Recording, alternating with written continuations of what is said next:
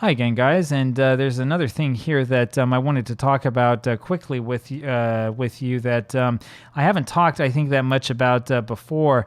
So, as many of you know, here in Diamond Mine Baseball, there is a bullpen option that you can use.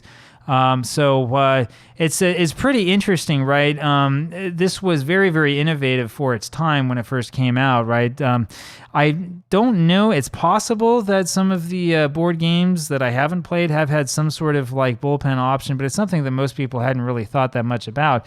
The idea here, of course, is that, oh, well, if you have, if you need to change pitchers, you just change pitchers right away. You don't have to worry too much about like warming a guy up and having him sit down and on and on and on. But in Diamond Mine Baseball, there is a bullpen rule. There is a bullpen option that that you can sort of bring a guy up when your starting pitcher's in trouble, and if you don't warm him up first, he'll be tired and won't be as effective.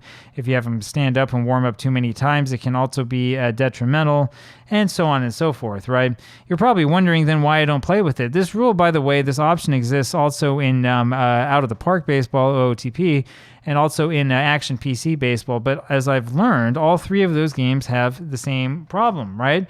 And you're wondering what in the world is the problem? What could be bad about using this bullpen warm-up rule? Well, I'll tell you what's bad about it. The problem with it is that if you have it on and you're playing a game against the computer manager, it doesn't apply to the computer manager like at all. So we'll go ahead here. We'll take a look at the screen this time. Might as well make my head nice and big. You can see the National League standings right up here. It's a little bit small, and I can't really make it any bigger, unfortunately. Thank you very much, Windows.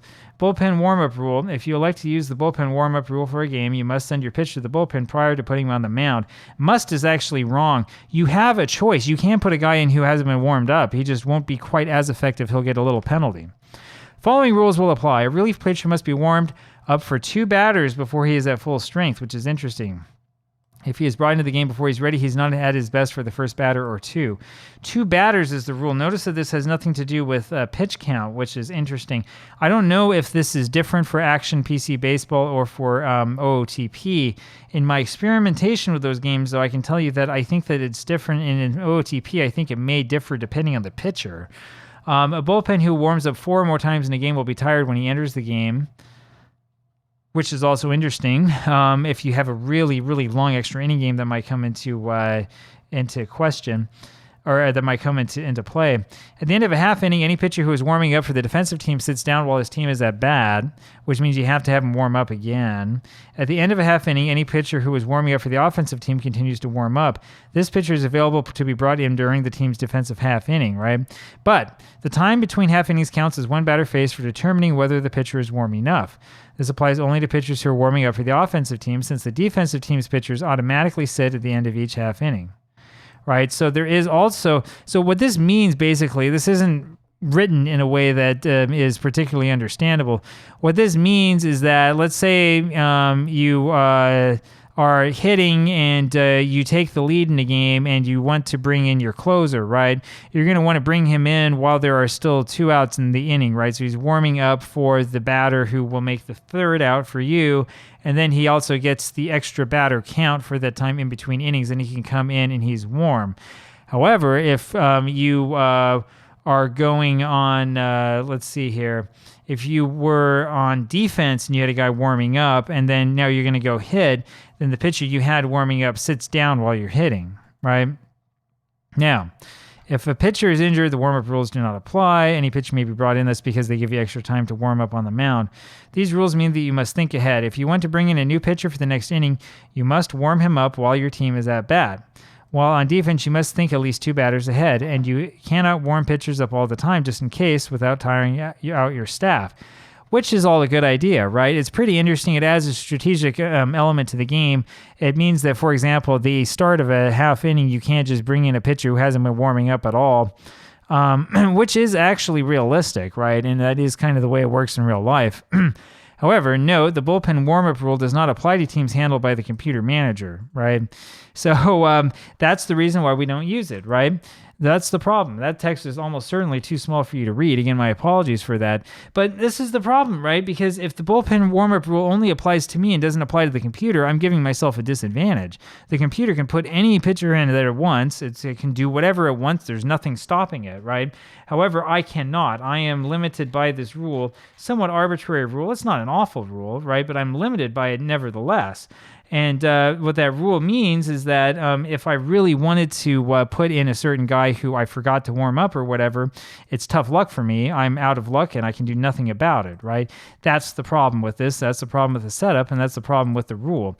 Now, you can get around that by being the manager for both teams at the same time, and I've tried doing this before. But it's really, really hard because you have to have that ability to think not just on offense, but on defense as well. I know that in Diamond Mind, there is the option for having like the computer manager handle like base running and you handle only substitutions and stuff like that, right? But it still is a problem, right? Because you have all sorts of issues, right? If I'm managing the home team like I tend to do, and I am going to put in a pitcher for the visiting team, I have this huge temptation to put in a guy who probably wouldn't actually come into that situation in real life. And you better believe that that temptation increases if it's a game that is not on camera. In other words, if I'm playing a game that none of you are seeing, it's going to be really, really difficult for me to be like, oh, well, I'm going to stick by my principles this time. I'm not going to, cheat. I'm going to do the right thing even though nobody's watching, right? I mean, it's the other reason why I really don't do this, because I want to make sure not only that I'm playing the game the right way, but I want to make sure that I don't have any incentive to cheat. I don't want to have like the option of potentially cheating in favor of one team or another as much as possible. I mean, I know that I choose, the lineups for a team, so I could technically, have a really bad guy start the game for whatever the visiting team is because I want the home team to win. I'm probably not going to do that. I usually use sort of set lineups that I've set up, and, they're really formulaic, as you've been noticing, right? So anyway, it is a real big problem. It's a really good idea and a good thing. I can tell you, though, that in both Action PC Baseball and in OOTP, as well as in Diamond Mind, the computer manager does not follow the bullpen warm-up rule, even if it's on. And my thought behind this is if the computer is not going to follow this rule, I'm not going to follow this rule. I mean, it's ridiculous. Why even have the rule or have the option if only the human player can do it? So if you're playing head-to-head action on Diamond Mind, which you can do, it's difficult to set up. You have to have a different program installed to make sure you have the connection between computers. In my experience, it's actually more difficult now than ever before.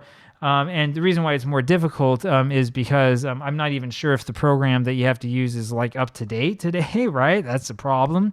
That's the issue that you have. It's harder than you think to have like a head-on-head Diamond Mind game. I don't know of many leagues that do that. I assume that there are some, but I don't know of very many of them. So that's the other thing that sort of brings up a problem for us, which is that, here you have this option that could be really interesting, but there's really no reason to use it, right? You do it one player, you're just making life harder for yourself. You do it, two player, and then you have to go through all the hassle of getting things set up right. You could do two player with both of you at the computer at the same time, but that's going to be a little bit harsh. I've tried that before, and the problem is that you're using the numbers, right? If you could do that and have like a controller or something to control what you select, that would be a little different. But you're using the numbers, right? Somebody can like accidentally push the wrong number. Oh, whoops, your guy intentionally walked my guy, or whatever.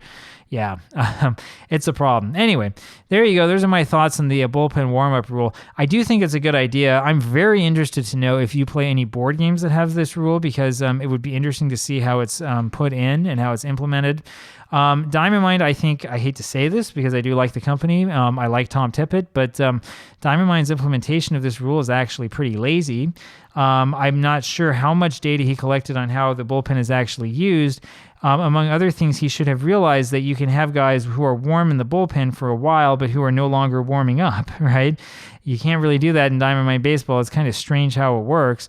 OOTP you can, and I'm not entirely certain how it works in OOTP. I'll have to go, when I start playing again, I'll have to go check out the manual, see if I can decipher it. But Diamond Mind's system is kind of primitive, and it's been surpassed. So There you go. That's all that we have about the bullpen warm-up rule. Let me know what you think down below. I like the idea. I think it's much more realistic, but we need to have better implementation than what we have with this game. And with that, I will talk with you again tomorrow. Bye-bye.